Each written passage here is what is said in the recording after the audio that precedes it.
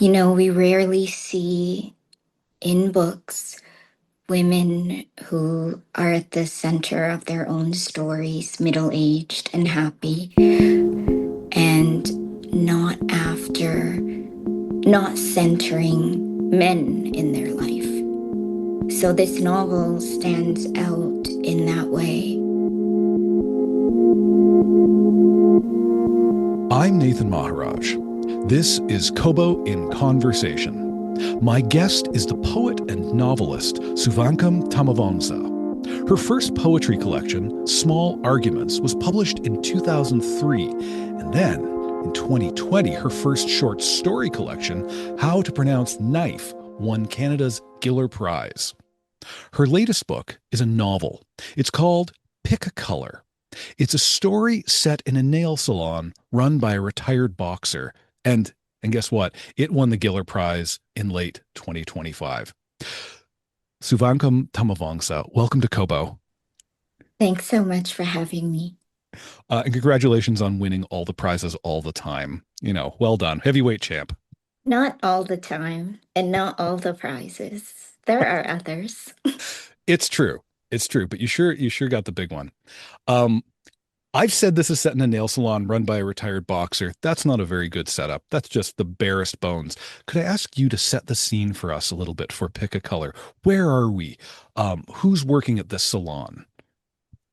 A feature of my work is that I never talk about place. Yeah. So a reader is always a little discombobulated. We understand that the novel takes place in a city with a streetcar and pigeons and a park and a restaurant which has a swan painted on its glass window.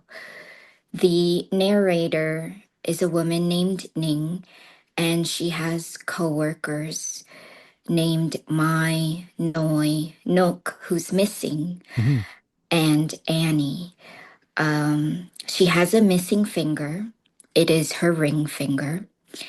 And there isn't, it's a difficult book to describe what is it about because it is this thing that we call plotless fiction. But yet it manages to be a page turner because of her missing finger and because each chapter deals with a client. And she sits there all day and hopes a client notices this missing finger that she has. And they rarely do. Some do, but they don't say anything because they're very polite. And in the very last chapter, someone does more than notice her missing finger. What kept me turning pages was actually it was Ning's voice. I was just pulled in by this character that I wanted to get to know better.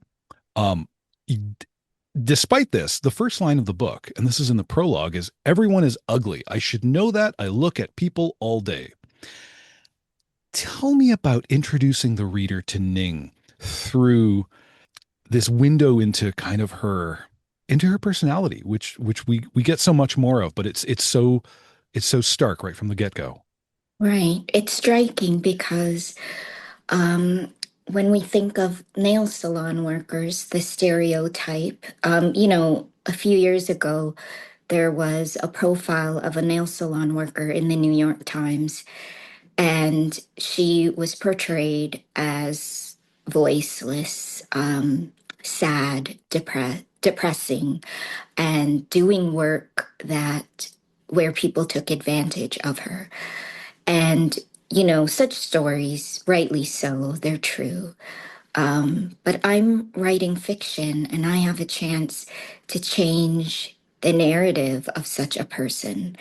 And I wanted to make my character someone who has a very distinctive voice, who is actually someone with power. And I do this right away. The very first chapter makes people, when I read it out loud Hmm.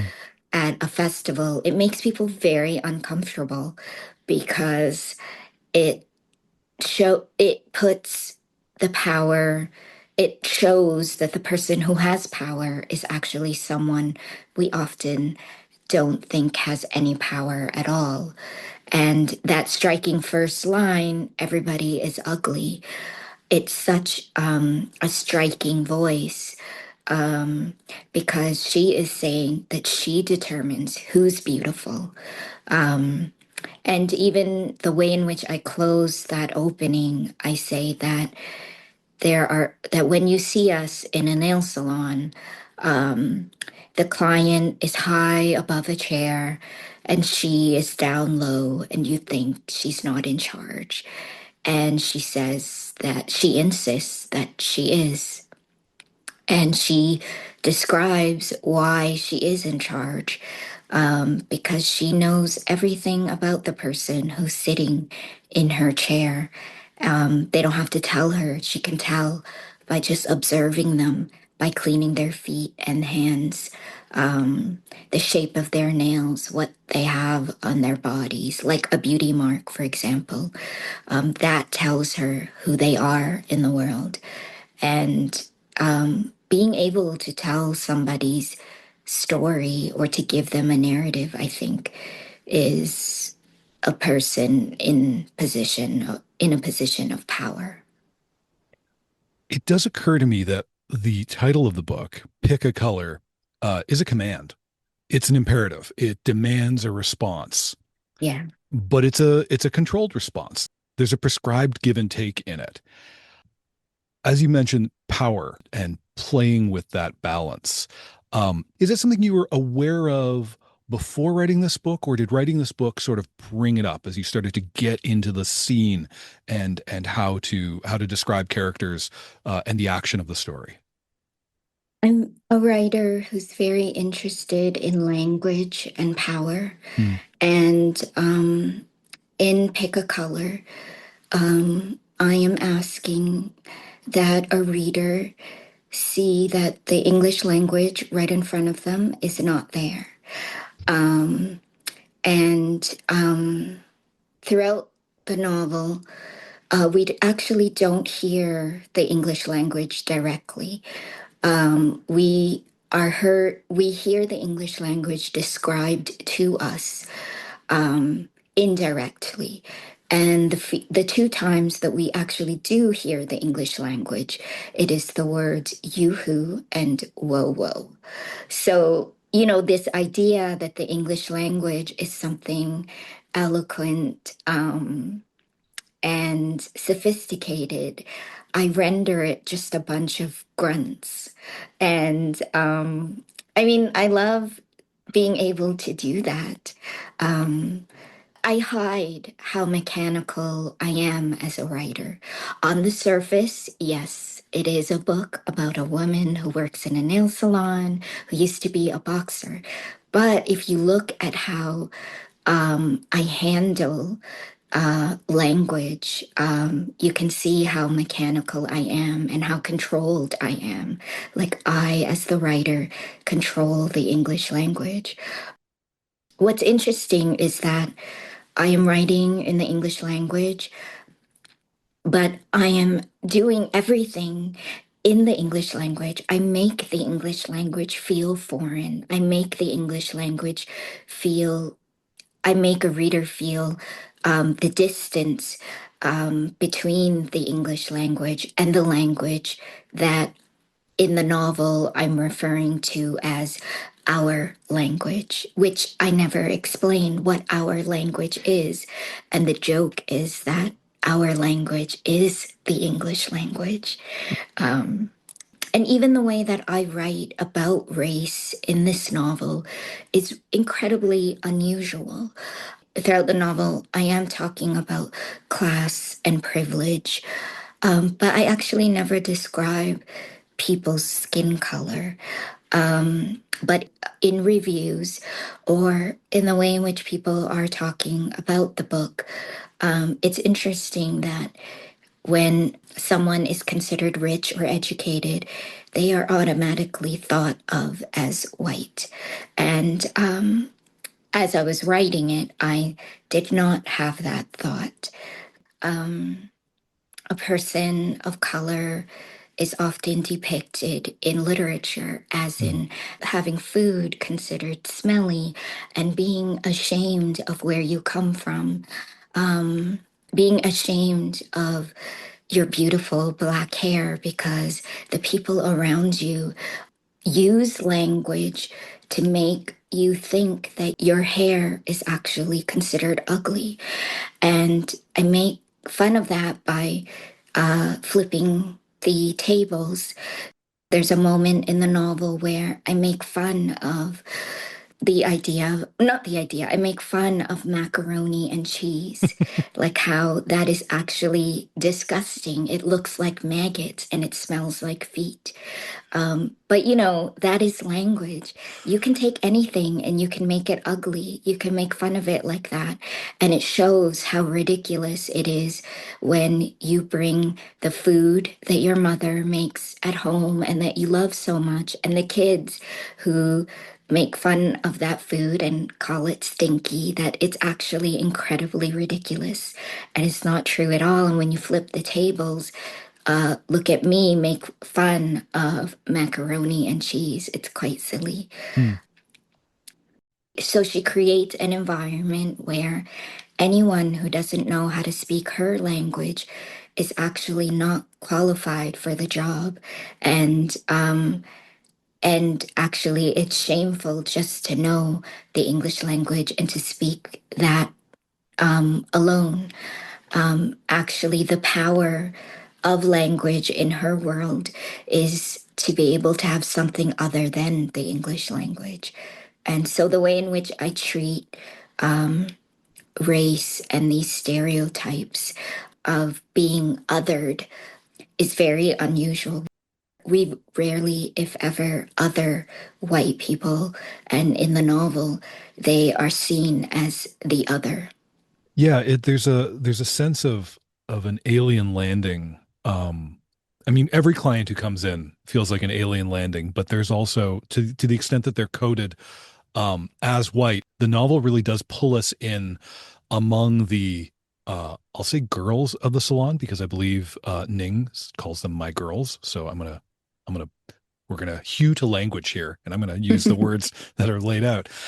I'm struck actually by two things as you describe the othering sense of how the band of nail salon workers regards the outside world, and also what you said earlier about setting, and that this nail salon kind of floats unmoored to any particular metropolis. It can take place anywhere. It can take place anywhere, but it also I'm realizing it shares a quality with I'm thinking of John Hickey's novel Big Chief that we had him on the show early in 2025. And one of the things that made that book so haunting, and one of the things that I think has a is it a haunting quality? Certainly, it's part of the magic spell of Pick a Color. Is anything outside of the salon is Dangerous. outer space. She never leaves the nail salon Yeah. physically. She lives above the nail salon and then she goes downstairs and she works there. And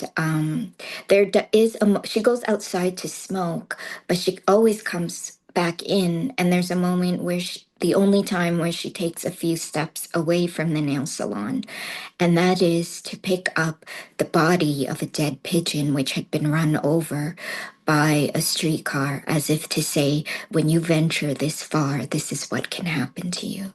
So the nail salon place is actually a place that is really safe for her and that Mhm. she owns and that she has incredible control over. We learn that Ning was a boxer, and we learn that actually before we learn her name. Tell me about that decision to give us the information that you give us about her in that order. I actually didn't want to name her. Yeah. It was going to be, the narrator was going to be nameless. But in the middle of working on this novel, my brother died, and Mm. the only person who ever called me by the name Ning, because no, to my family, I'm Mhm. called Ning. Mhm. And I wanted to hear someone say that name out loud again. And I knew that my brother could not. And so I put it in the novel so that whenever we talk about the novel, I could hear that name said to me. Um, I chose boxing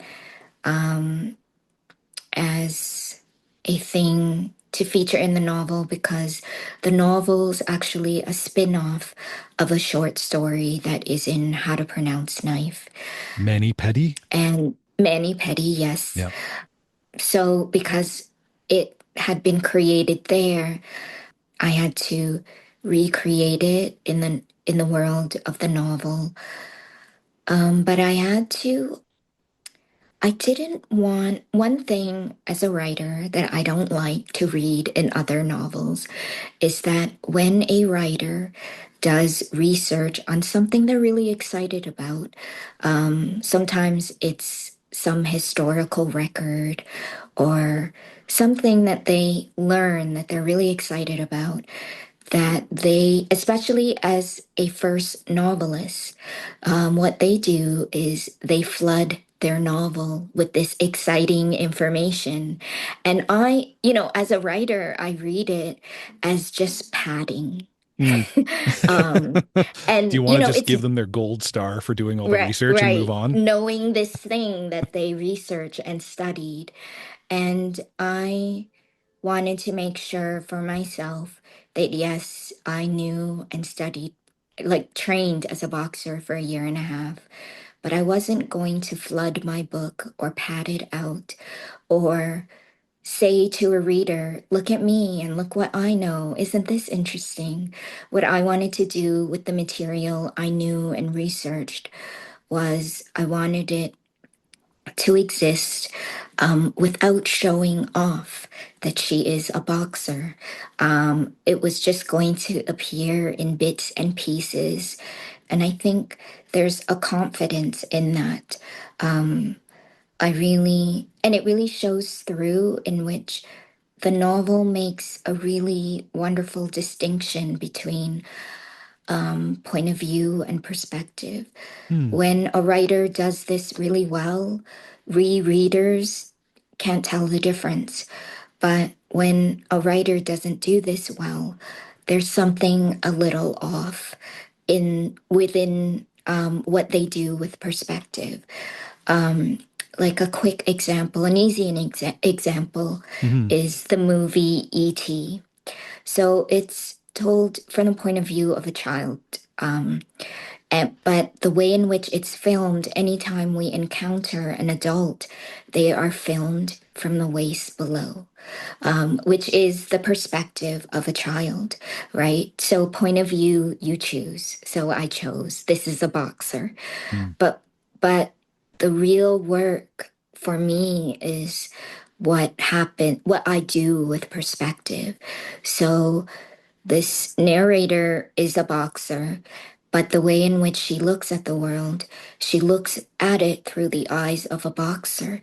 So even when she is doing nails, when she is pulling hair from someone's face, she remains and is at the core a boxer.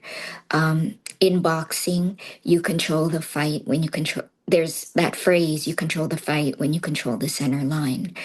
And when she is pulling out hair on someone's face, she says to herself, you control the fight when you control the center line. So on a face, when you are threading someone's face and you are trying to make the hairs symmetrical on someone's face, Hmm. you control the center line. When she's looking at her coworkers, the way in which they move around in the space of the nail salon, she describes them the way a boxer would enter the ring, test out the ropes, the floors, bounces from the corners. Um, she describes her coworkers in that way. And even when she's working on a client, the first thing she looks at is the center of the neck. Hmm. Because in boxing, that is where you are supposed to put your eyes. And even when she notices a creature like a pigeon outside of the store, She describes the way in which it moves its neck, the way someone who is shadow boxing in the gym does that. So I never have to take you into the ring Yeah. and show you a fight that she had in her career. I never have to take you into that scene to prove to you, the reader, that she had once been a boxer. It's the way in which she looks at the world, the way in which she talks, the way in which she works that shows she is a boxer. In earlier edits of the novel, Yeah. I was told, and this is, very predictive, very easy, a very easy way to handle perspective and to show that she was a boxer was to go back and forth within the chapters. So one chapter, the nail salon, the next Yeah. chapter, her boxing career, and then back to the nail salon. But to me, that was so boring, Hmm. so basic. Hmm. And I really wanted the work to feel claustrophobic. Uh, Yes. I wanted a reader, like I set a structure and a form for myself. I said one voice, one room, one day. And so to betray, I felt it would betray that work and that form that I set for myself if I went back and forth in terms of the nail salon and her boxing career. Um, and yeah, Hmm. I, the thing I set out to do with the novel is that we're not watching a woman work in a nail salon. We are made through the perspective, through the work of perspective. We are made to feel that we ourselves, wherever we've come from, whatever we do in our lives, we are made to feel that we are a Susan, that we are a nail salon worker. Hmm. We care that a that when a client comes in, we get the job done in 20 minutes. We care that they pick the right shade of red. We care that they make their appointment um, and they get what they want. Um, and and that is all done through the work of perspective. But again, I really hide how mechanical I am as a writer because the reading is so smooth. I'm stunned as you describe it because it is so simple as you set it up that it's not about packing the book full of nuggets of juicy little factoids about a subject. It's really about, and I feel this in how you've constructed Ning, is it's from the ground up, literally, physically, like where she's planting her feet, and that's kind of like, to not literally but figuratively, um, that her stance is that of a boxer, and everything follows from that, and that should be enough.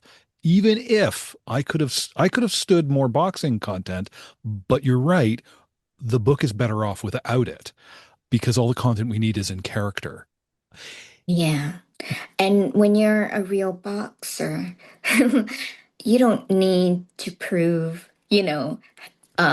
that you've been in the ring before, Yeah, or all the all the lovely mechanics of boxing, and throughout the structure of a day, which the novel takes, yeah. its structure, um, you would betray the form of a single day if you over explained that aspect of the character. One of the tiny pieces of information, because we just get the pieces that we're going to get, that we learn about Ning, is she says, I'm about to turn 42. It's a good age to be. I don't have to become anything anymore. And for me, as I read that, I felt like it rung with two notes and they were dissonant against each other. Hmm. And one of the notes was, oh, what a relief to not feel this pressure to become something more. How nice. I'm past 42. I remember 42, but it's behind me. Um, but there's also the other note that rings dissonantly against it is resignation. Like, oh well, there's not that much left to become. That so it's both a gift and a little bit of a surrender to the fight. I'm wondering, is that a Ning thing? Is that a you thing? Is that just a thing you wanted to play with in fiction? Well, we rarely see in books women who are at the center of their own stories, middle-aged and happy, Hmm. and not after, not centering men in their life. Mm, And so this novel stands out in that way. In general, people value youth.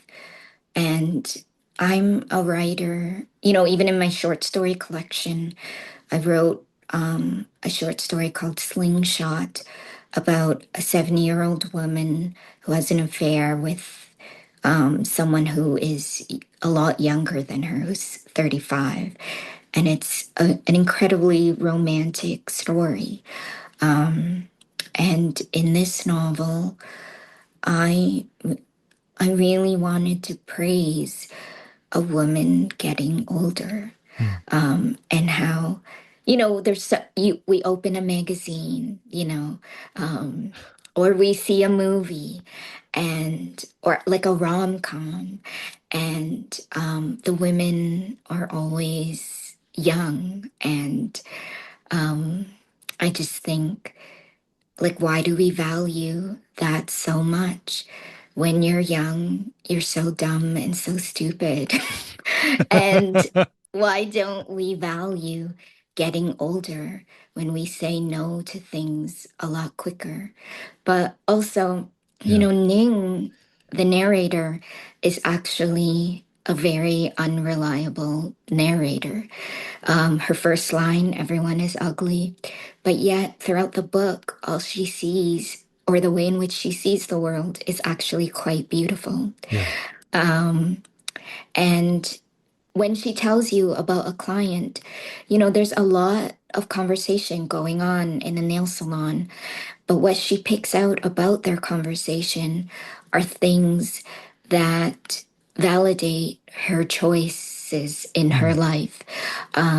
When a woman comes in with a child, that woman complains about the way in which that child feeds from her, or that she is unhappy about being a mother.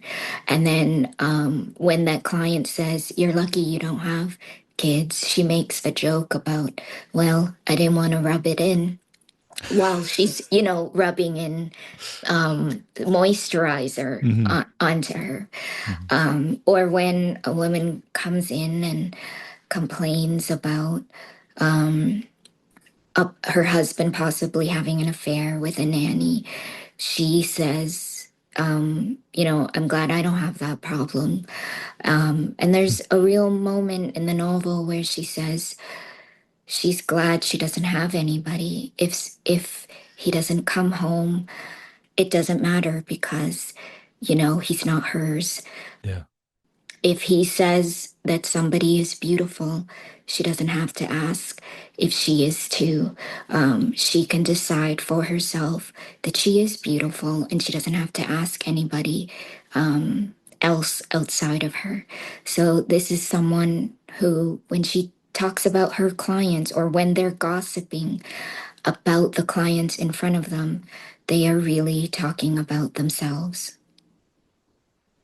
I've heard you describe in another interview, describe Ning as alone but not lonely. Is that kind of what you're getting at? Is that her solitude, there's strength in her solitude, and it is a complete solitude. It's not seeking another piece. I think so. She's alone in the world, but she's not lonely. She has her work, and her work carries her the way in which, any loving relationship can. But with less sorrow, it's something that, you know, that she can wake up to every day, and it will still be there for her. It's not something that will wake up next to Hmm. her and say, I don't love you anymore. Yeah. I want to ask about the missing finger because we learn about Ning's boxing career just moments before we learn about her missing finger.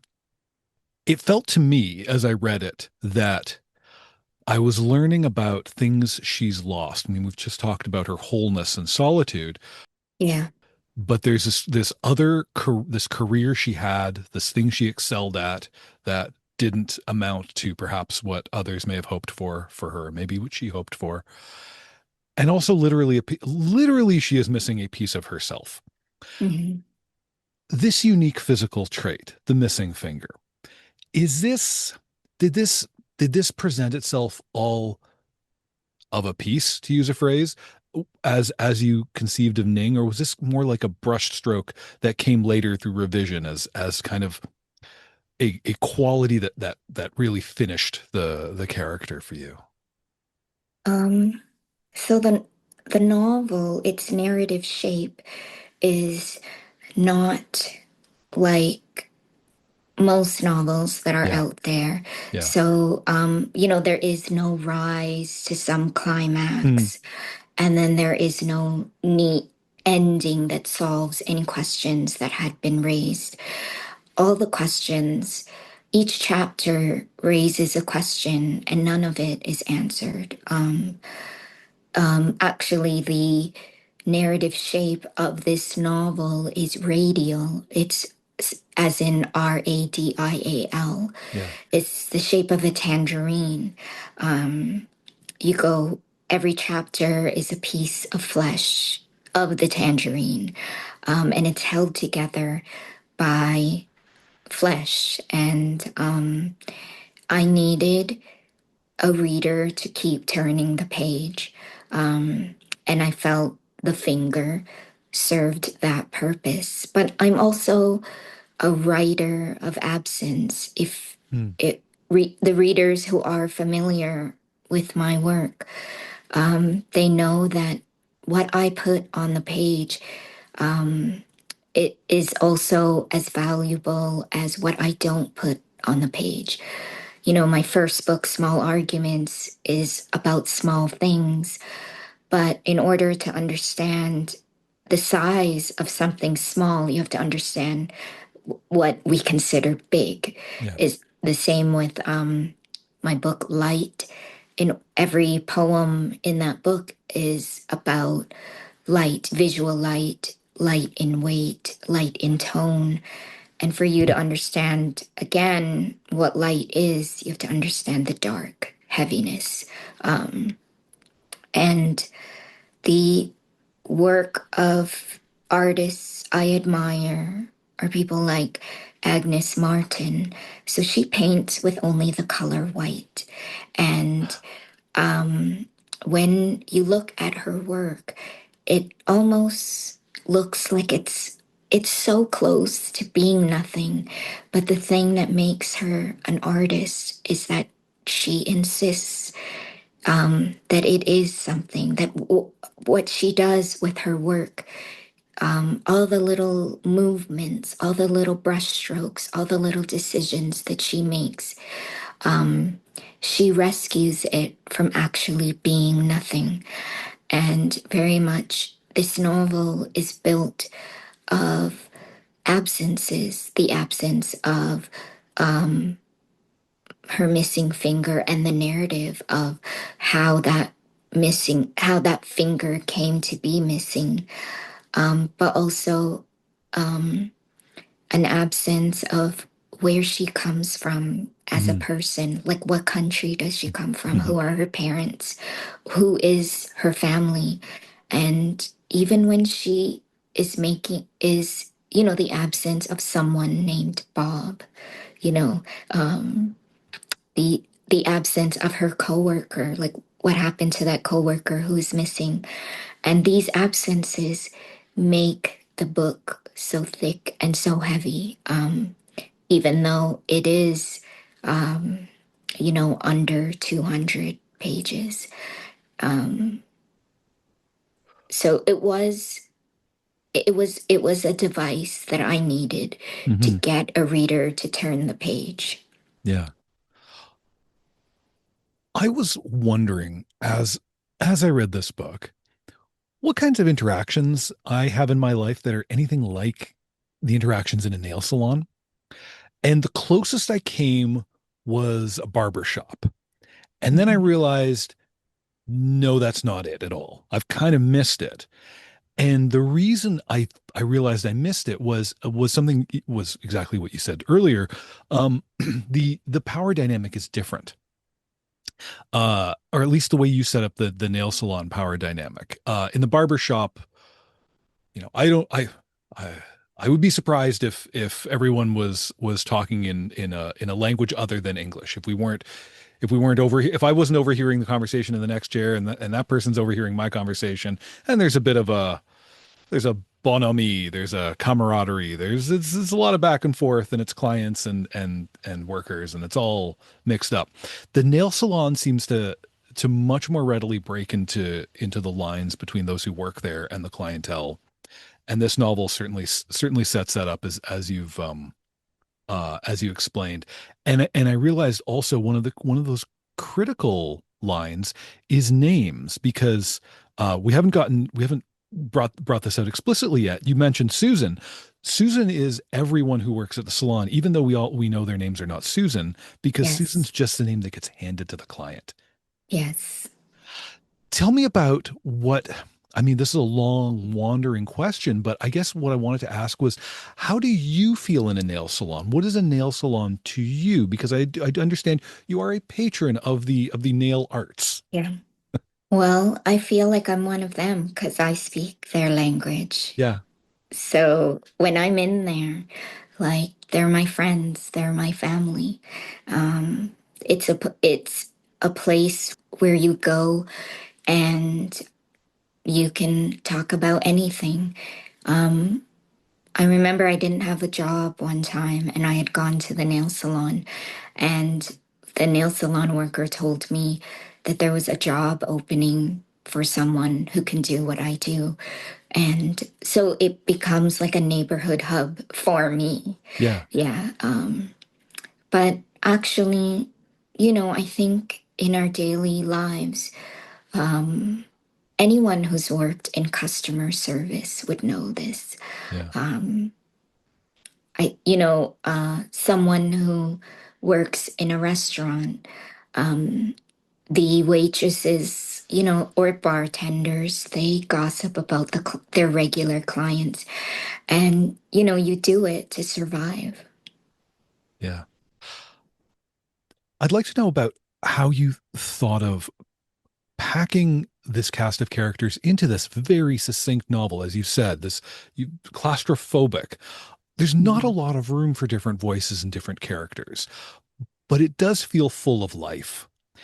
Yeah. Um, Tell me about assembling the staff of the salon, including our one absent employee who couldn't come in this day. um, well, it's told with her voice through Yeah, her eyes, and she doesn't spend much time thinking about her coworkers except for the ones who show up that day. mm, Um, I certainly needed a foil for her. So the her coworker Mai is yes, very much like her, but also very different. But throughout the day, she bounces off ideas and thoughts. And then there's Noi, who, in order to create for a reader what a nail salon looks like, I had to have somebody whose first day was working there was, so I can yeah, describe where the chair is and how a nail salon is run. And for Nook, I wanted to talk about how transient workers are in the nail salon. Sometimes they show up, sometimes they disappear, but also how close a coworker can get, such that this coworker disappears after she gets her pay up front. Hmm. Um, and the way in which, just because we look like each other and speak the same language, it doesn't mean we don't betray each other. Um, and so that coworker served that narrative line. And then there's Annie, who also works in the nail salon, but isn't a very good worker, but she's kept around. And she's the one coworker who doesn't have a name that, for those of us who have names that are not in the English language, I wanted to make fun of a character that has a name that means nothing in our language. Yeah. I get the sense that you're just kind of forever the poet. Like language has to be fun or it's not worth writing a sentence. For sure, for sure. Like the drama is the sentence to Yeah. me. Um I I read in preparation for writing my own novel. I read so many novels and I thought, wow, I mean,